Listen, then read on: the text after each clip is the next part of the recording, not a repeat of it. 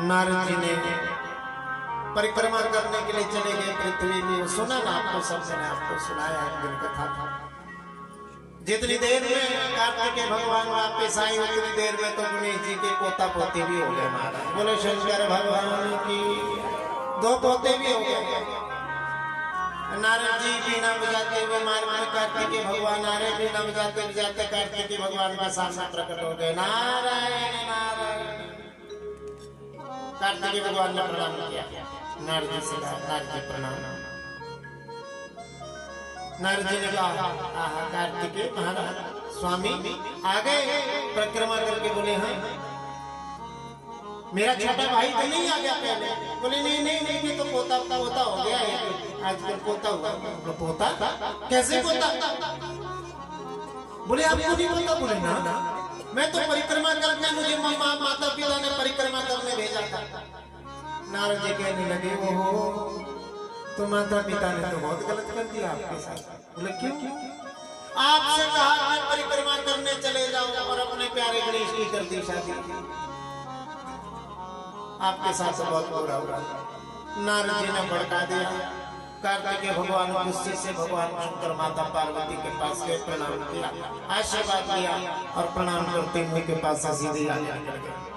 माता कहने लगी, पार्वती अरे कार्तिकेय कहाँ जा रहे हो बेटा? भगवान शंकर ने कहा, अरे कुमार कहाँ जा रहे हो? कुमार ने पीछे मुड़कर देखा, पिताजी माता आपने मेरे साथ अच्छा नहीं किया, आपने मेरे साथ ठीक नहीं किया, इसका विवाह कर दिया। माता पिता समझाने लगे, लेकिन कार्तिकेय भगवान ने सुना नहीं और सीधे वहां से चल दिए क्रौंच पर्वत के ऊपर। महाराज उस दिन के क्रौंच पर्वत पर गए तो वापस कैलाश लौट कर ही नहीं आया। बोले गोविंद भगवान की। एक दिन भोलेनाथ ने पार्वती से कहा, पार्वती ने भोलेनाथ से कहा कि स्वामी मैं अपने पुत्र के दर्शन करने जाना चाहती हूँ, मुझे अपने पुत्र की बहुत याद आ रही है, मैं कार्तिकेय से भेंट करना चाहता हूँ। भोलेनाथ ने कहा, पार्वती ये समय उचित नहीं, यदि हम कार्तिकेय के पास जाएंगे तो कार्तिकेय वहां से भी चले जाएंगे, क्योंकि वो हमसे दुष्ट है। माता पार्वती ने कहा, मैं अपने पुत्र को मना लूंगी। बोले ठीक है। भोलेनाथ आज कहने लगे, पार्वती लेकिन यदि जाना हो तो हम अपने वास्तविक रूप में नहीं जाएंगे। उस क्षेत्र में क्रौंच पर्वत पर एक भील नाम की जाति रहती है, हम वहां पर भील बनकर जाएंगे। माता पार्वती ने कहा, स्वामी कैसे जाएंगे?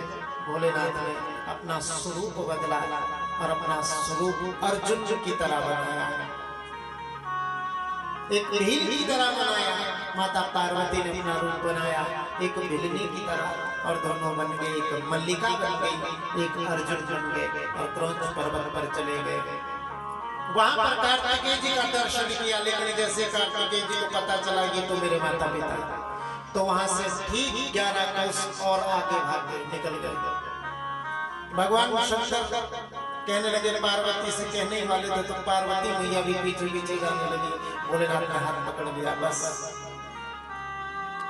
ये स्वयं एक दिन हमारे पास आएगा, ये हमारी बात सुन नहीं रहा है और ना ही तुम्हारी बात सुन रहा है, इसलिए पार्वती इसे जाने दो, जहाँ इसे सुख मिले इसको वहीं जाने दो।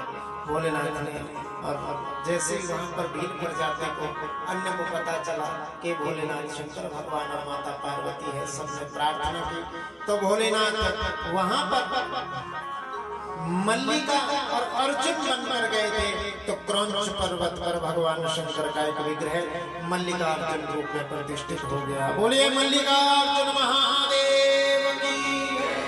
और ऐसा वर्णन आता है प्रत्येक पूर्णिमा को माता पार्वती और प्रत्येक अमावस्या को भगवान शंकर क्रौंच पर्वत पर कार्तिकेय का दर्शन करने जाते हैं।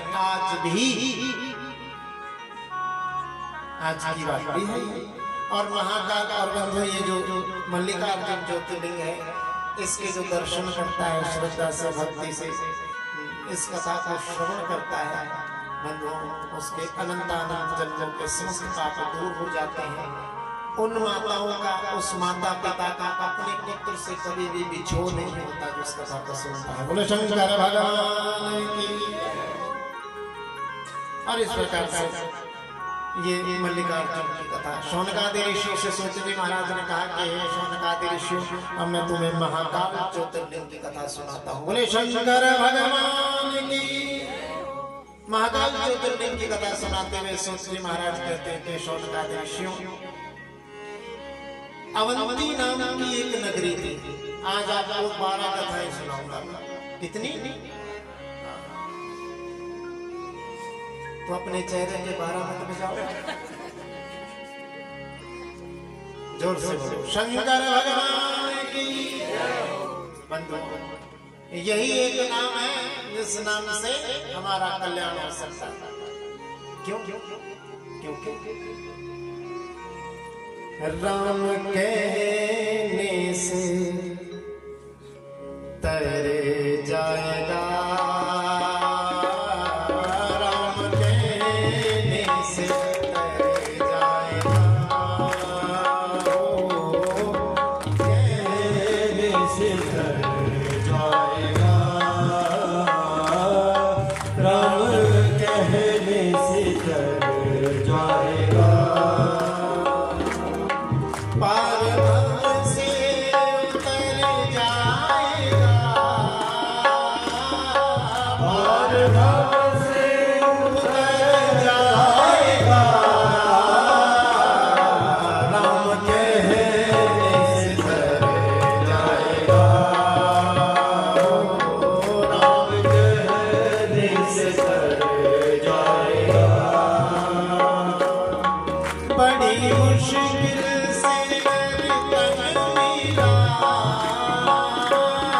बड़ी मुश्किल से नरदन मिला, बड़ी मुश्किल से नरदन मिला, बड़ी मुश्किल से नरदन मिला। फिर न जाने किधर जाएगा, फिर न जाने किधर जाएगा। शिव कहने से तर जाएगा, शिव कहने से तर जाएगा, राम कहने से तर जाएगा, राम कहने से तर जाएगा। पार भव से उतर जाएगा, पार भव से उतर जाएगा। उस घड़ी होगी चर्चा तेरी,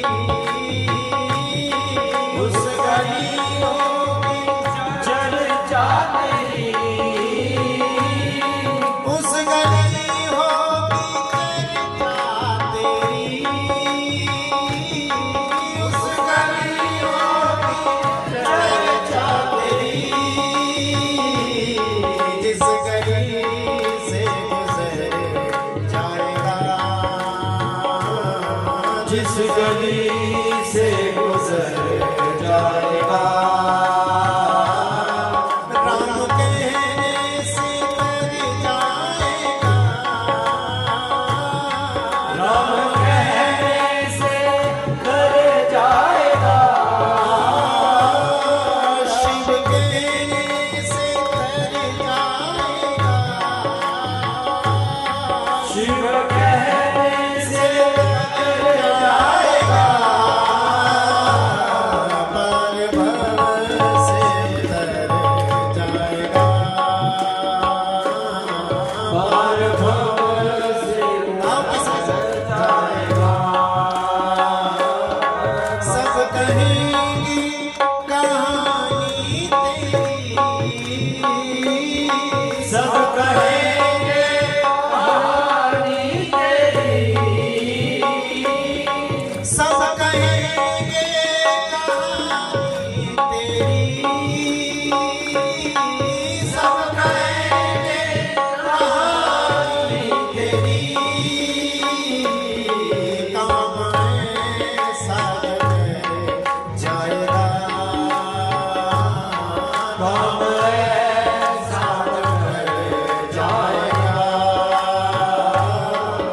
राम कहने से तर जाएगा, राम कहने से तर जाएगा, पार भव से तर जाएगा, पार भव से तर जाएगा।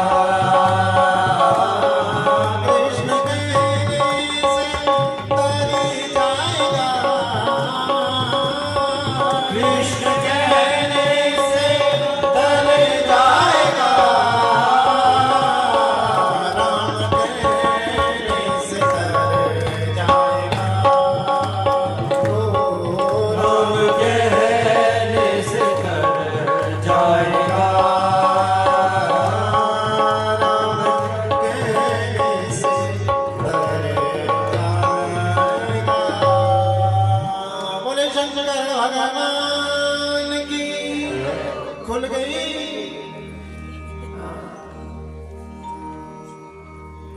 तो शौनकादि ऋषियों से सुश्री महाराज कहने लगे, उज्जैन मध्य प्रदेश में एक उज्जैन नाम की नगरी में, उज्जैन नाम की नगरी में शुभ कर्मों को करने वाला, वेदाध्ययन करने वाला, अग्निहोत्रीय वेदाचार्य और भगवान शंकर का, शंकर की भक्ति में रत रहने वाला एक ब्राह्मण रहता था। उसके 4 बेटे थे। कितने बेटे थे? जोर से बोलो। 4 बेटे थे। भगवान शंकर में इसकी बहुत प्यारी भक्ति थी, तत्पर रहता था भगवान शंकर की भक्ति में। जहाँ कहीं भी मंदिरों में जाता, जहाँ भी भगवान शंकर का नाम होता, इसका कट्टा विरोध हो जाता, गदगद हो जाता, आंखों से संसात होने लगते। कल रात को जब भगवान शंकर की पूजा हो रही थी ना, कभी कंठवृत हो जाता, कभी ऐसी परिस्थिति होने लगी। ऐसी ही परिस्थिति इसकी समय बीतता रहा। इसके 4 बेटे भी भगवान शंकर की तपस्या में, आराधना करने में व्यस्त रहने लगे। ब्रह्म तेज तीनों के 4 बालकों के माथे से झलकने लगा। उसी समय की बात है कि रत्नमाला नाम के पर्वतों के ऊपर एक दैत्य रहता था जिसका नाम था दूषण। क्या नाम था? दूषण। ध्यान से सुनो बात को। उसका नाम था दूषण। इस दूषण ने ब्रह्मा जी की घोर तपस्या की और तपस्या से प्रसन्न होकर वरदान पाकर ये पहले तो उसने देवताओं को कष्ट देना शुरू कर दिया। उसने जब देवताओं को कष्ट दिया, वैदिक धर्मों का नाश करने लगा। धरती पर आया, पृथ्वी पर आया, तीर्थों पर जाता, तीर्थों पर जितने भी ब्राह्मण संध्या वंदन पूजा पाठ यज्ञ अनुष्ठान करते, उस यज्ञ अनुष्ठान को समाप्त कर देता, तोड़ देता, खंडित कर देता, ब्राह्मणों की हत्या कर देता। महाराज बोले शंकर भगवान की। और यदि कोई भगवान की भक्ति कर रहा हो तो उन भक्तों को भी ये मार देता। एक दिन इसने सोचा कि क्यों ना मध्य प्रदेश जाया जाए, उज्जैन नाम की नगरी में। तो उज्जैन नाम की नगरी में पहुंचा और उस नगरी में पहुंचकर इसने चारों ओर से उज्जैनी नाम की उस नगरी को घेर लिया। चारों दिशाओं में अपनी सेना स्थापित कर दी, 4 दैत्यों को मुखिया बनाकर उस उज्जैनी नगरी को घेर लिया। और जैसे ही उस उज्जैनी नगरी को घेर लिया, इधर ये ब्राह्मण उस उज्जैनी नगरी में भगवान शंकर की पूजा कर रहे। राक्षस ये आए, दैत्य आए, भागे भागे आए, उनसे कहने लगे या तो शंकर की पूजा छोड़ दो वरना यही तुम सबको नष्ट कर देंगे, तुम सबको मार देंगे। लेकिन इन 4 बालकों ने, ब्राह्मण की 4 बालकों ने कहा कि हमें मारना हो तो मार दो, लेकिन हम भगवान शंकर की पूजा नहीं छोड़ सकते। तो ऐसी स्थिति में भी 4 बेटे भगवान शंकर की पूजा करते रहे। इन दैत्यों ने जैसे ही आज इन 4 को मारने के लिए हथियार उठाई, तलवार उठाई और नगरवासियों को भी जैसे ये ताड़ने लगे, उसी समय चारों ब्राह्मण कुमारों ने आर्त स्वर से कहा कि हे भोलेनाथ तेरी जय हो, हे अमरनाथ तेरी जय हो, हे भोलेनाथ आपके द्वारा हमारी रक्षा और इस समस्त नगरवासियों की हे भोलेनाथ रक्षा करो, हे भोलेनाथ रक्षा करो, हे भोलेनाथ रक्षा करो। आर्त स्वर से जैसे ही चीखे तो जहां पर ये पूजा कर रहे थे जिस पार्थिव शिवलिंग में, वहां पर एक गड्ढा पड़ गया और जैसे ही गड्ढा पड़ा उस गड्ढे से ही भोलेनाथ त्रिशूल डमरू लेकर प्रकट हो गए। बोले शंकर भगवान की। भयानक शब्द हुआ, विकराल रूप धारण कर लिया भोले बाबा ने और एक हुंकार का उच्चारण किया और हुंकार के उच्चारण मात्र से ही उस दूषण नाम के दैत्य का और उसकी संपूर्ण सेना का विनाश कर दिया। ब्राह्मणों ने कहा भोलेनाथ आपकी जय हो, आपकी जय हो, आपकी सदा जय हो, आपने बड़ी कृपा करी, हम उज्जैन वासियों के ऊपर आपका पूर्ण आशीर्वाद है, हे भोलेनाथ कृपा करो हमारे ऊपर। भोलेनाथ ने कहा मांगो क्या प्रकार मांगते हो। उज्जैन वासियों ने कहा और उन ब्राह्मणों ने कहा कि भोलेनाथ यदि कुछ लेना चाहते हो तो सदा यहाँ पर विराजमान हो जाओ। कालों के काल महाकाल बनके टूटे जगदम के ऊपर, उसके ऊपर दूषण के ऊपर तो भगवान शंकर का ये महाकाल ज्योतिर्लिंग स्थापित हो गया। बोलिए महाकालेश्वर भगवान की। इसके पश्चात महाकाल ज्योतिर्लिंग की कथा के बाद ओंकारेश्वर की कथा। ओंकारेश्वर ज्योतिर्लिंग का आपको सभी को पता है। ओंकार ज्योतिर्लिंग एक समय गोकर्ण क्षेत्र में बड़े भाव के साथ नारद जी ने गोकर्ण क्षेत्र में गए, वहां पर भगवान शंकर के पास में और भगवान शंकर के उपासना से प्रसन्न होकर गोकर्णेश्वर क्षेत्र में बड़ा सुंदर भगवान शंकर का भी विग्रह ओंकारेश्वर प्रकट हुआ और ओंकारेश्वर भाव के साथ नारद जी ने पूजा की थी, इसलिए वहां का नाम ओंकारेश्वर महादेव। बोले ओंकारेश्वर भगवान की। केदारेश्वर की कथा। केदारेश्वर के विषय में भी आप जानते हैं, जो केदारनाथ बद्रीनाथ से ऊपर केदारनाथ, ये केदारनाथ ज्योतिर्लिंग भगवान शंकर का है स्वरूप है, क्योंकि यहाँ पर केदारेश्वर में भगवान विष्णु नर और नारायण रूप में ब्रह्मचर्य का पालन करते हुए भगवान की आराधना करते थे शंकर भगवान। और ऐसा वर्णन आता है कि प्रतिदिन भगवान शंकर नर नारायण को दर्शन देने आते थे। तो एक दिन नर नारायण ने कहा कि हे भोलेनाथ आपको बड़ा कष्ट होता होगा, आपको रोज जाना पड़ता है, हमारे कहने पर आप रोज आते हैं, आपको रोज जाना पड़ता है, कष्ट आपको बहुत होता होगा, इसलिए भोलेनाथ अब यहीं पर विराजमान हो जाओ। बोले शंकर भगवान की।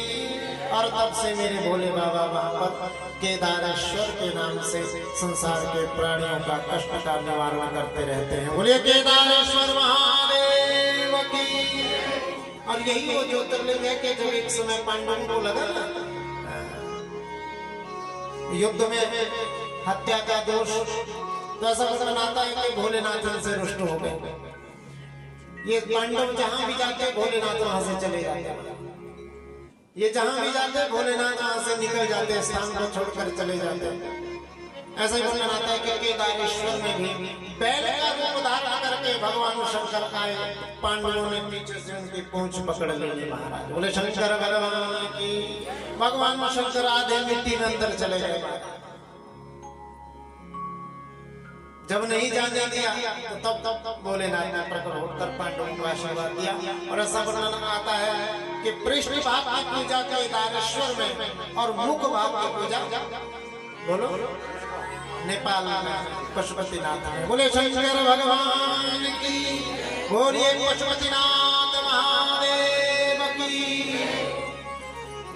तो ये केदारेश्वर की कथा, भीम शंकर नाम के ज्योतिर्लिंग की कथा शौनकादि ऋषि को सूचनी महाराज ने सुनी। आज मुझे लगता है केवल 12 ज्योतिर्लिंग ही होंगे। एक दिन तो हमें ऐसा रखना पड़ता है जिसमें केवल 12 ज्योतिर्लिंगों की कथा उपाती है। तो भाव से सुनो, ये कथाएं बहुत छोटी छोटी हैं और सबको पता है, लेकिन सुनने का अपना महत्व है। उनको सुनकर जो हमें पुण्य प्राप्त होता है, जो शंकर की कृपा प्राप्त होती है, वो अनायासी हर कहीं ऐसे प्राप्त नहीं हो जाता। इसलिए भाव से सुनो। बोले शंकर भगवान की। सूत जी कहने लगे कि हे ऋषियों, कामरूप देश एक स्थान है, वहां पर वर्णन आता है कि हे शौनकादि ऋषियों, वहां पर अपनी अपनी कामना की पूर्ति करने के लिए सभी लोग रहते थे। अनेक प्रकार से अशुद्धता, अशुद्ध क्षेत्र उस देश में सभी अपने अपने भाव के साथ रहा करते थे। इसलिए हे ऋषि, वहीं पर प्राणियों को कष्ट देने वाला एक भीम नाम का दैत्य रहता था। किस नाम का? भीम नाम का एक दैत्य रहता था। उस दैत्य के बड़ा हुआ भगवान ब्रह्मा जी की इसने तपस्या से प्रसन्न होकर इसने मांगा कि ब्रह्मा जी मुझे महाबलशाली बना दो। ब्रह्मा जी ने वरदान दिया कि तू बलशाली हो जाएगा। एक दिन इसने वैसे ही अपनी माता से पूछा, माँ मेरे पिता कौन है? क्या पूछा? कि मेरे पिता कौन है? इसकी माता का नाम था करकटी। करकटी ने कहा कि हे भीम, तेरे पिता वैसे तो कुंभकर्ण है। कौन है? कुंभकर्ण, रावण का भाई कुंभकर्ण। एक बार युद्ध में भगवान राम ने वैसे तो पहले तेरे पिता को मार दिया था। जब मैं वैधव्य जीवन जी रही थी तो एक दिन कुंभकर्ण आया, उसने बलात् मेरे साथ रमण किया, जिसके कारण हे पुत्र तू पैदा हुआ। फिर मैं यहाँ चली आई और तेरे वो पिता कुंभकर्ण लंका को चले गए। मैंने कभी लंका को नहीं देखा और ना ही उसके पश्चात कभी तेरे पिता कुंभकर्ण को देखा। तेरे पिता कुंभकर्ण को राम जी ने मार दिया और जिनके साथ मेरा विवाह हुआ था उनको भी पहले भगवान विष्णु ने ही मार दिया था। इसलिए पुत्र मैं किसी को नहीं जानती। इतना कहकर इस भीम के मन में क्रोध उत्पन्न हुआ और इसने कहा, माँ उस विष्णु ने मेरे पिता को मारा, इसलिए मैं उस विष्णु से अवश्य बदला लूंगा। बोले शंकर भगवान की। ये फिर से गया ब्रह्मा जी की तपस्या करने के लिए। पर्वत पर गया ब्रह्मा जी की तपस्या की। सहस्त्र वर्षों पर एक ही पैर पर खड़े होकर इसने ब्रह्मा जी की तपस्या की। वर्णन आता है कि इसने दिन के दोपहर में ये सूर्य की ओर एक टक देखा, एक ही दृष्टि से देखा और सूर्य को देखते देखते ब्रह्मा जी के मंत्र का जाप करने लगा।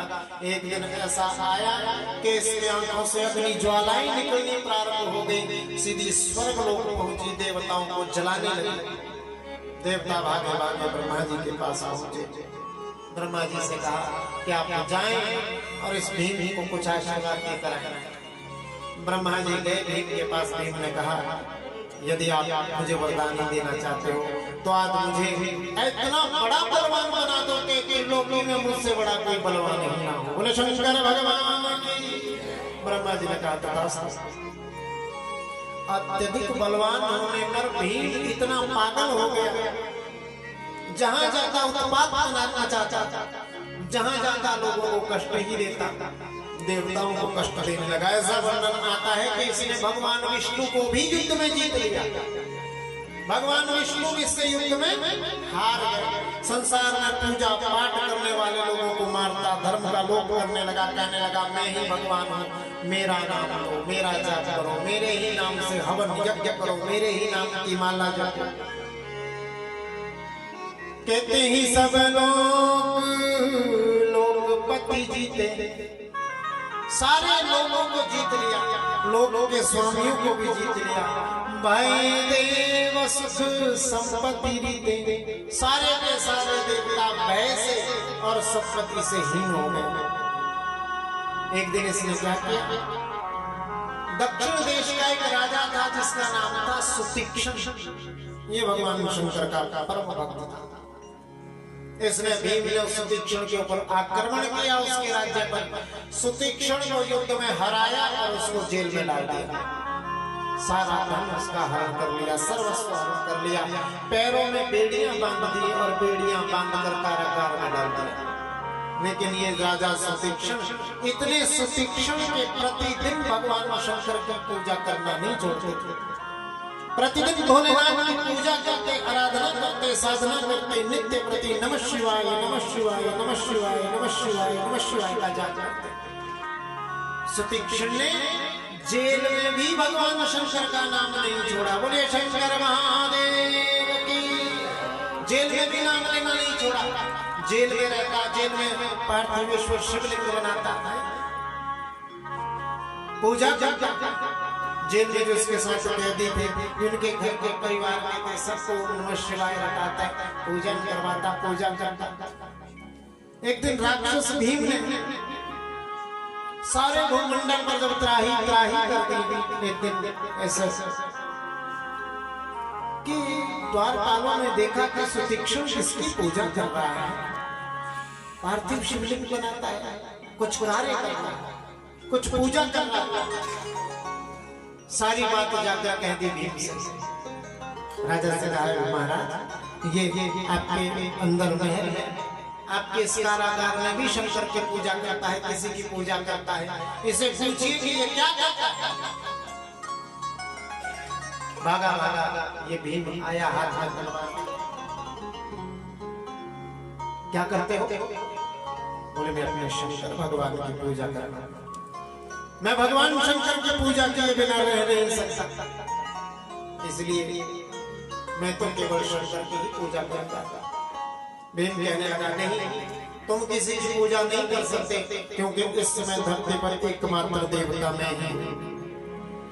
जानते हो, ब्रह्मा जी से वरदान पाकर मैं अत्यंत बलशाली बन गया हूँ। विष्णु को मैंने जीत लिया, त्रिलोकी को मैंने जीत लिया, इसलिए अब तुम पूजा नहीं कर सकते। बोले शंकर भगवान की। कहने लगा सुतीक्षण कहने लगा, तुम कुछ भी कहो, मैं पूजा नहीं छोड़ूंगा। न मैंने कभी पूजा छोड़ी और ना ही कभी मैं पूजा छोड़ सकता हूँ। मैं मर जाऊंगा लेकिन भगवान शंकर की पूजा नहीं छोड़ सकता। इसलिए भीम ने तलवार उठाई और तलवार उठाकर जैसे ही मारने का प्रहार करने लगा, सोई भगवान शंकर प्रकट हो गए। बोले शंकर भगवान की। जैसे भोलेनाथ प्रकट हुए और भोलेनाथ ने कहा, अरे नीच, अरे अधम, जो मेरे भक्तों को कष्ट देता है, वास्तव वो मुझे कष्ट देता है। भगवान शंकर ने अपने त्रिशूल से उस भीम नाम के राक्षस का वध कर दिया। बोले शंकर भगवान की।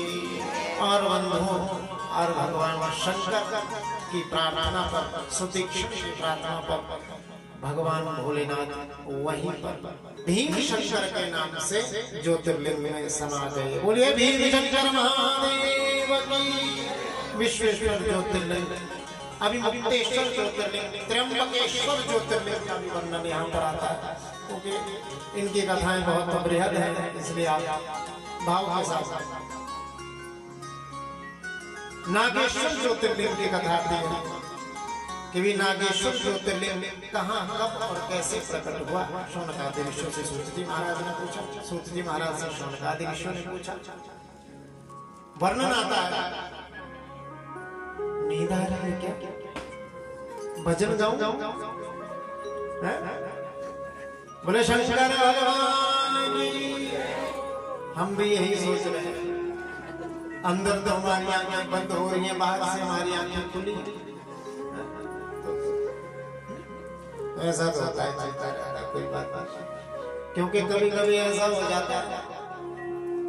देखो, एक पंडित जी गए काशी में भागवत पढ़ने, और काशी में गए, भागवत पढ़ी, भागवत पढ़ के एक दिन संपूर्ण कई पारायण किए, भागवत पढ़ी को। काशी से वापस आ रहे थे, ट्रेन में बैठे, ट्रेन में बैठते बैठते भाव के साथ कहने लगे, मन में सोचने लगे, कब मैं जाऊंगा, कथाएं करूंगा, लोगों को प्रवचन दूंगा। इस भाव से चले जा रहे हैं, मन में विचार करते करते चले जा रहे। और विचार करते करते एक दिन आधे मार्ग में कहीं पहुंचे होंगे बेचारे। आधे मार्ग में पहुंचते ही एक दिन उन्होंने देखा मार्ग में ट्रेन जैसे रेलगाड़ी किसी से पूछा कितनी देर रुकेगी भैया? बोले आधा घंटा रुकेगी, उसके बाद चली जाएगी। बोले ठीक है। मन में सोचने लगे कि थोड़े फल खरीद लेते हैं, फल खा लेते हैं। ट्रेन से बाहर आए, एक फल वाले का ठेला देख लिया। ठेले वाले के पास गए, अरे भैया थोड़े फल देना, हमारा एकादशी का व्रत है। ठेले वाले ने कहा जी महाराज, थोड़ा केला, संतरा, अनार, सेब निकाला, थैले में डाला, पंडित जी की तरफ बढ़ा दिया। लो पंडित जी महाराज, ये 50 रुपए, 100 रुपए हुआ, 120 रुपए जो कुछ हुआ दे दिया।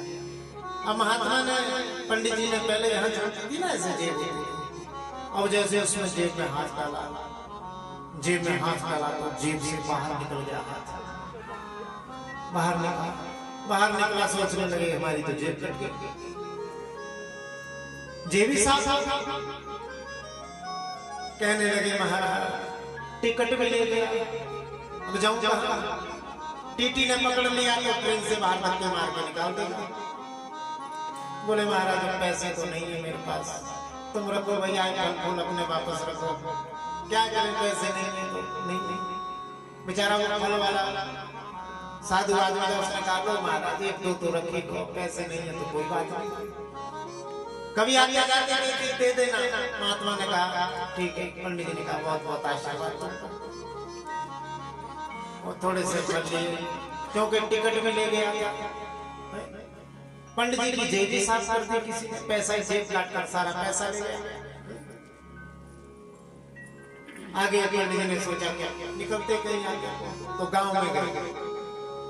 गांव में जैसे ही प्रवेश किया, मन में सोचने लगे कि हाँ इस गांव में कोई पंडित जी तो होंगे, क्षत्रियों का गांव होगा, नाना प्रकार के लोग वहां रहते होंगे। वहां पर एक पहले चलता था ना, जब कोई पूरा आते थे कई लोग तो अपने साथ एक पुरोहित भी लेकर आते थे। ऐसे उन्होंने सोचा कि यहाँ पर भी कोई पुरोहित होगा, उस पुरोहित से मिल लेंगे, उनके पास ठहरेंगे, भोजन पानी करेंगे। गांव में कोई सेठ आदमी होगा तो उससे कहेंगे कि भागवत करवा ले, तो चले गए पंडित जी। आगे पूछते पूछते पहुंच गए यहाँ पंडित जी का घर। किसी ने कहा बस आगे से थोड़े दक्षिण की ओर मुड़ जाना। पहुंचे तो पंडित जी के घर पे पहुंचे। अब जैसे ही पंडित जी के घर पे पहुंचे तो पंडित जी ने बाहर से कहा राम राम पंडित जी। वो जो गांव के पंडित जी से राम राम। पंडित जी ने सोचा कि मैंने इतने प्रेम से श्रद्धा से इसको राम राम करी, उत्तर भी ढंग से नहीं दे रहा है।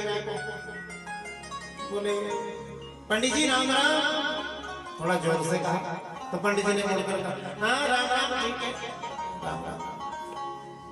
पंडित जी ने सोचा कोई आता है घर में, बैठाते हैं चाय पानी को पूछते, कुछ भी नहीं कहते, और मुझे